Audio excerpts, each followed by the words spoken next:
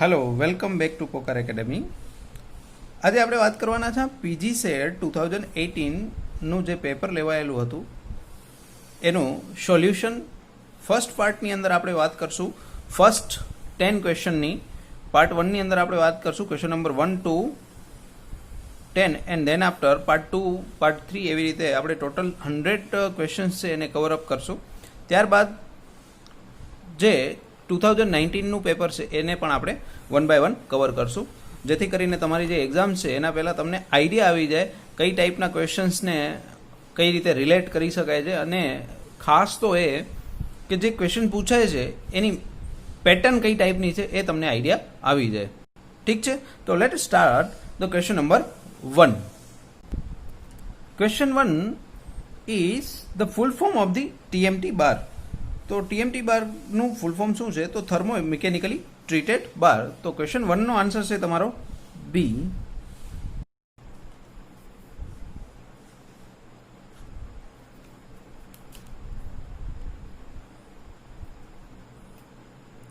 Now question number 2 is a standard concrete cylinder of height 300 mm and 150 mm diameter when tested under the uniaxial compression test, observe 1 mm decrease. So 1 mm decrease, that is delta L, is given as 1 mm. Now the gauge length is given as 200 mm. Change in diameter, that is delta D, 0.15 mm. Capital D is 150 or say total D is 150 mm. Diameter. What you have to find, that is mu. Mu is nothing but lateral strain to the linear strain. Now what is the lateral? That is delta D by D. So it is delta D is 0.15 divided by 150. So it is 10 raised to minus 3. Now linear strain, that is delta L, that is 1 divided by 200. Okay, so just put the value here, 10 raised to minus 3 divided by 200, 1 by 200, 1 by 200. So 200 will be multiplied with 10 raised to minus 3 and your answer is 0.2. So mu is nothing but 0.2. So correct answer for the question number 2 is B. Now question number 3. Question number 3 is an assembly of copper rod tightly fitted inside the steel tube. So there are two material in composite material condition. One is copper, second one is steel. Is heated beyond the standard temperature and alpha C is greater than alpha S. Okay, so alpha C, that is the thermal coefficient, is more than the steel.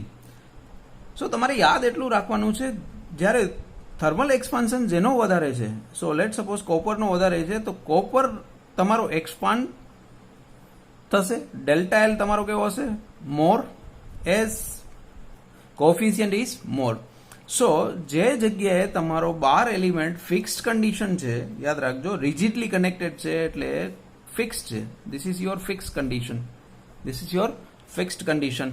Now let this bar is your copper and this is your steel material. Let's consider this. Now જેવો આ તમારો delta L વધશે, that means it will be give to the your rigid condition force like this. Okay, so it will be converted into the compression condition, કારણ કે જે rigid condition છે એ તમને પાછો ફોર્સ એપ્લાય કરશે। સો તમારો કોપર છે એ ક્યાંક ને ક્યાંક ક્યાં આવી ગયો? કમ્પ્રેશન કન્ડિશનની અંદર, અને સ્ટીલ તમારો ક્યાં આવશે? ટેન્શન માટે। ક્લિયર? તો યાદ આપણે એટલું રાખવાનું છે, જ્યારે તમારો આલ્ફા વધારે છે, that means that A material હંમેશા તમારે કેવો હશે? કમ્પ્રેશનની અંદર હશે। જ્યારે આલ્ફા તમારો લો હશે એ તમારો હંમેશા યાદ રાખવાનું છે કઈ કન્ડિશનની અંદર હશે? ટેન્શન કન્ડિશનની અંદર હશે. તો અત્યારે આપણે જોવાનું છે કયો આન્સર સાચો છે.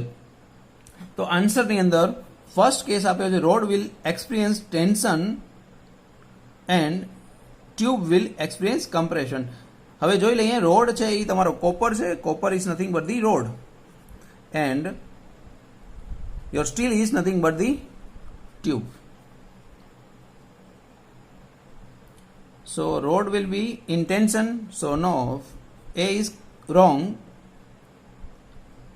Rod will be in compression. So C is correct answer. Question number 3. Answer is C. C is the correct answer for question number 3. Now question number 4. A qualitative shape of SFD for the cantilever beam loaded as shown below. So તમારે પૂછ્યો છે એક cantilever with UDL condition. Cantilever with UDL condition. So એ ખાસ યાદ રાખજો, cantilever with યુડીએલ કીધો છે અને ખાસ એની અંદર પણ શિયર ફોર્સ ડાયાગ્રામ માટે વાત કરી છે. ઓકે, તો હું તમને બંને માટે વાત કરી દઈશ, પણ શિયર ફોર્સ તમારો હંમેશા આવશે કંઈક આ ટાઈપનો. મેક્સિમમ હશે તમારા એન્ડ ફિક્સ એન્ડ ઉપર, 0 હશે આ ઉપર, પરંતુ ડિગ્રી ઓફ કર્વેચર આવશે એની અંદર કંઈક આ ટાઈપનું. Clear? So this is your correct shear force diagram for the cantilever with UDL condition. Okay, અગર તમારો લોડ આ જ છે અને બેન્ડિંગ મોમેન્ટની વાત કરીએ છીએ તો બેન્ડિંગ મોમેન્ટ પણ મેક્સિમમ હશે તમારી કઈ જગ્યા ઉપર? ફિક્સ એન્ડ ઉપર, પરંતુ જે સ્વેપ હશે તમારો એ કંઈક આ ટાઈપનો હશે અને આ હશે તમારો સેકન્ડ ડિગ્રી કર્વેચર. ઓકે, કારણ કે તમારી જે મોમેન્ટ આવશે એ ક્યાંક ને ક્યાંક જનરેટ કરશે આ ટાઈપની મોમેન્ટ. સો આ યાદ રાખજો, નેગેટિવ આવશે કારણ કે કેન્ટિલીવર બીમ છે એટલા માટે. રેડી? તો આ થઈ ગયો તમારો cantilever beam with UDL condition. Correct answer તમારો થવાનો છે એ છે B. Question number 4, correct answer is B. Next question છે the load W which acts at a free end of a cantilever beam having flexure rigidity EI and length is L causes a deflection delta at the free end if the same load acts at the center of a simply supported beam with the same span and flexure rigidity. It will cause deflection at center equal to. That means તમને બે case આપ્યા છે. એક case છે cantilever with point load W at the end અને second case જે તમને આપવામાં આવ્યો છે એ છે simply supported beam with point load. Okay, તો તમને પહેલા બે કેસ આપવામાં આવે છે. આના માટે ડિફ્લેક્શન તમને ડેલ્ટા આપી દેવામાં આવ્યું છે, જ્યારે આ કન્ડિશન માટે આપણે એને આઈડેન્ટિફાઈ કરવાનું છે. તો પહેલા યાદ રાખીએ કે જ્યારે પણ કેન્ટિલીવર બીમ છે વિથ પોઈન્ટ લોડ છે ત્યારે ડિફ્લેક્શન મેક્સિમમ જે આવવાનું છે એ આવશે તમારું WL³ ડિવાઈડ બાય 3EI. યાદ રાખજો, WL³/3EI. અને જ્યારે તમારો સિમ્પલી સપોર્ટેડ છે ત્યારે તમારો આન્સર આવવાનો છે પોઈન્ટ લોડ માટે 48 EI. ઓકે, સો આ વેલ્યુ છે તમારી ડેલ્ટાની. તો અહીંયા આપણે ફાઇન્ડ આઉટ કરીએ. Let suppose this is the delta for the simply supported, that's why I am right S. So WL³/3 તો છે જ ઓલરેડી, તો 16 into 3, so 16 into 3 EI. So this is nothing but your delta. So delta by 16 is the correct answer for the deflection for the simply supported case. So correct answer is C. C is the correct answer for the question number 5. તો ચલો આ જ એક્ઝામ્પલના related આપણે જે બાકીના cases છે એને પણ જોઈ લઈએ. આ તો મેં તમને ઓલરેડી બતાવ્યા, that is WL³/3I for the case of cantilever point load. If UDL આપ્યો છે, if UDL is given, then your answer is WL³ by ATI और WL/4 આવશે, યાદ રાખજો WL/4 ડિવાઇડ બાય ATI. આના માટે આવશે WL3/48EI, એ હમણાં જ તમને વાત કરી. સેમ કન્ડિશન અગર UDL આપ્યો છે તો W/4 5/384. સિમિલરલી અગર fix and condition with point load આપ્યો છે તો WL3 ડિવાઇડ બાય 192EI અને UDL કન્ડિશન આપી છે તો WL/4 ડિવાઇડ બાય 384EI. આટલી વસ્તુ યાદ રાખવાની છે. આ કેસમાંથી કોઈ પણ એક કેસ તમને પૂછવાની શક્યતા વધારે છે. અને આ ઉપરાંત મેં લખી નથી, પરંતુ એ તમે જાતે ટ્રાય કરી લેજો. રોટેશન માટે સેમ આટલા કેસ તમારે યાદ રાખવાના છે. જે રીતે આપણે વાત કરી આ ડિફ્લેક્શનની વાત છે, એવી જ રીતે તમને રોટેશન માટે પણ આ જ 6 કેસ તમારે યાદ રાખવાના રહેશે. એ એક્ઝામમાં પૂછવાની શક્યતા મેક્સિમમ હોય છે. કોઈ પણ આપણી કોમ્પિટિટિવ એક્ઝામ હોય છે એની અંદર આવો એક ક્વેશ્ચન તો રહેલો જ હોય છે. તો ખાસ આ લાસ્ટ ટાઈમ ઉપર જોઈ જવાનું જરૂરી છે. નાઉ question number 6, Le Chatelier test is conducted to find. યાદ જ હશે તમારે, જ્યારે સિમેન્ટની સાઉન્ડનેસ ટેસ્ટ કરવામાં આવે છે એ ટેસ્ટનું નામ છે લી ચાર્લી ટેસ્ટ. સો ક્વેશ્ચન નંબર 6 નો આન્સર તમારો ડાયરેક્ટલી મળી જવો જોઈએ ડી, કારણ કે એ થિયોરિટિકલ તમારો ક્વેશ્ચન છે એટલા માટે. Let consider 7th question. According to sieve analysis clay particle are having grain size. Clay particle તમારા 2 માઇક્રોન કરતાં તમારા કેવા હોવો જોઈએ? Less than. એને આપણે જનરલી શું કહેતા હોઈએ છીએ? ક્લે. ઓકે, તો ક્વેશ્ચન નંબર 7 નો તમારો આન્સર હોવો જોઈએ A. Let consider next question, that is question number 8. A shape factor of ISMB 250 about the major axis. હવે યાદ રાખજો, તમને ISMB કોઈ પણ આપે છે, પરંતુ it is a nothing but the I section.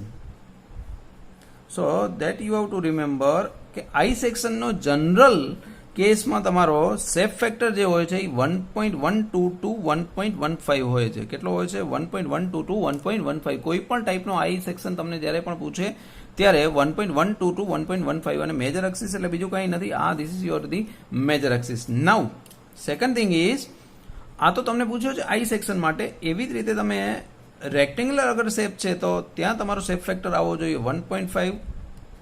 અગર સર્ક્યુલર છે then it will be 1.7. And અગર તમારો ડાયમંડ ટાઈપનો શેપ આપ્યો છે, એક્ઝામની અંદર પૂછ્યો છે, તો એના માટે શેપ ફેક્ટર જવાબ આવવો જોઈએ 2. તો આ શેપ ફેક્ટરના રિલેટેડ જે પણ ક્વેશ્ચન બીજા બની શકે છે એના માટે પણ તમને મેં પ્રિપેર કરી આપ્યા છે. Next question is, the figure shows below the representation the correct contact pressure distribution. હવે યાદ રાખજો, કોન્ટેક્ટ પ્રેશરના રિલેટેડ એકચ્યુઅલી ટોટલ 4 ક્વેશ્ચન બની શકે છે. તો 4 ક્વેશ્ચનની હું વાત કરી દઉં. એક આવે rigid, second one is flexible. તમારે કોઈ પણ એકને યાદ રાખવાનું છે. લેટ સપોઝ હું યાદ રખાવું છું તમને રિજિડ માટે. તો રિજિડ માટે એટલી વસ્તુ યાદ રાખવાની છે તમારે કે પ્રેશર જે હોય છે એ નોન યુનિફોર્મ હોય. પ્રેશર તમારું કેવું હશે? Non uniform. પરંતુ સેટલમેન્ટ જે છે, સેટલમેન્ટ તમારું કેવું હોય છે? યુનિફોર્મ. હવે ફ્લેક્સિબલમાં વાઇસા વર્સા લેવાનું છે. ત્યાં પ્રેશર તમારું કેવું હોય છે? યુનિફોર્મ. અને સેટલમેન્ટ તમારું કેવું હોય છે? Non uniform condition. Okay. Second thing, soil માટે વાત કરીએ તો સેન્ડ અગર વાત છે, સેન્ડ અગર કીધી છે તો સેન્ડની અંદર generally and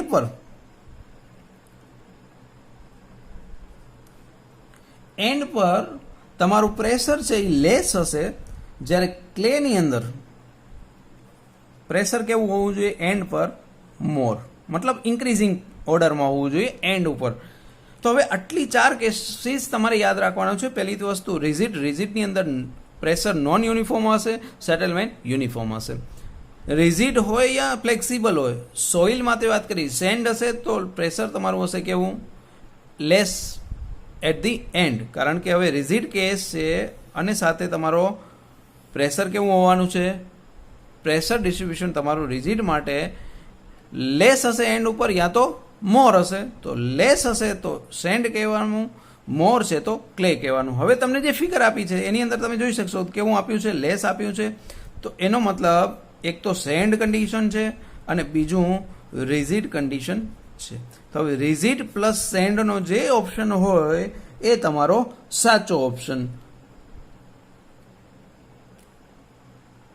rigid footing resting on a cohesionless. Cohesionless, that means the sand. So question number તમારો જે છે 11 નંબર એનો આન્સર છે સી. ક્વેશ્ચન નંબર 12 ની સાથે વાત કરીએ. ક્વેશ્ચન નંબર 12 તમને પૂછવામાં આવ્યો છે a maximum value of effective slenderness ratio for the member carrying a compressive load. હવે આ કોઈ પણ કોમ્પિટિટિવ એક્ઝામ છે એના માટે આ ક્વેશ્ચન બહુ જ મહત્વનો છે.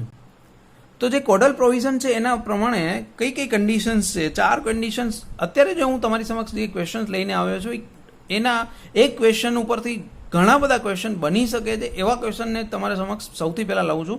ત્યારબાદ જે થિયોરિટિકલ ક્વેશ્ચન છે સાવ એવાના ક્વેશ્ચનના આન્સર્સ તમને લાસ્ટમાં આપણે રાખશું. પહેલી કન્ડિશન કમ્પ્રેસિવ. હવે એની અંદર લોડ કોમ્બિનેશનની વાત કરીએ તો એક હોઈ શકે date plus super impose, that is impose load, IL કહી શકાય છે જેને. એના માટે તમારો સ્લેન્ડરનેસ રેશિયો છે 180. કમ્પ્રેસિવ કન્ડિશન અગર વિન્ડ પ્લસ એટલે કે સિઝમિકની વાત છે, વિન્ડ સિઝમિક, દેટ મીન્સ બીજી ભાષામાં લખ્યું હોય લેટરલ લોડિંગ. કયા? Lateral loading condition. તો એના માટે છે 250. અગર ટેન્શનની કન્ડિશનની વાત પૂછી છે તો ટેન્શનની અંદર બે વસ્તુ યાદ રાખવાની છે. એક વસ્તુ છે રૂફ ટ્રસ માટે. રૂફ ટ્રસ માટે તમારો જવાબ હોવો જોઈએ that is 350. And second condition કોઈ પણ બીજા ટેન્શન મેમ્બર માટે, કોઈ પણ ટેન્શન મેમ્બર માટે, હા એક પ્રી ટેન્શન મેમ્બર ના હોઈ શકે, બાકીના ટેન્શન મેમ્બર જેટલા બી છે એ બધા માટે આન્સર તમારો હોવો જોઈએ 400. ઓકે, તો હવે અત્યારે તમને ક્વેશ્ચનની અંદર શું પૂછવામાં આવ્યું છે? Compression load resulting from dead load and impose load. Dead load and impose load. So answer is 180. તો ક્વેશ્ચન નંબર 12 નો આન્સર છે તમારો 180, that is D. D is the correct answer for question number 12. તો આ હતા પહેલા 10 questions. થોડા time પછી તમને નેક્સ્ટ જે 10 ક્વેશ્ચન છે એ પણ તમારી સમક્ષ મોકલાવી દઈશ. તો ચેનલ સાથે બન્યા રહેજો અને તમારા મિત્રો સાથે શેર કરવાનું ભૂલતા નહીં. Thank you so much for watching this video.